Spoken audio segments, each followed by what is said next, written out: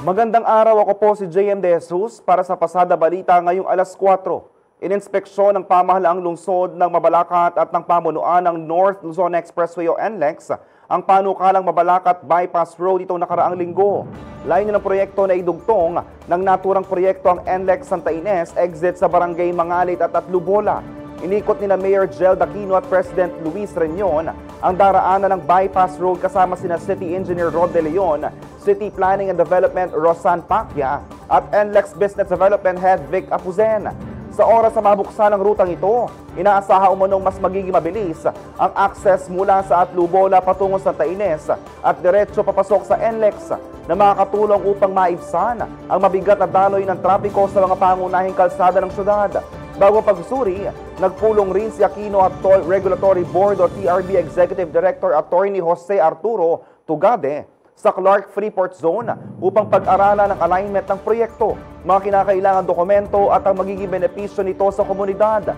Maaalala nagpahayag ng suporta ang iba't ibang sektor ng Mabalacat sa nasabing hangarin para mapalago pa ang ekonomiya at magbigay ng oportunidad sa mga lugar na nasa paligid ng panukalang lansangan. Nauna nang tagtipon itong nakaraang buwan ng mga stakeholders kasama ng TRB, Department of Transportation at Metro Pacific Tollways Corporation o MPTC na siyang namamahala sa NLEX para sa agarang pagbubukas ng bypass road.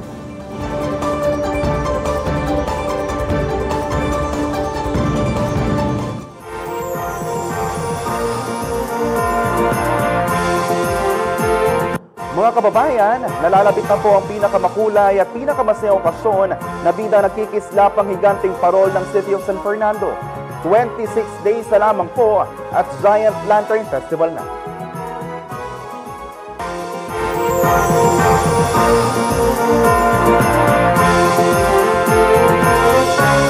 Abangan ang iba pang mga balita mamayang alas 6 ng gabi sa CLTV 36 News. Ako po si JM De Jesus.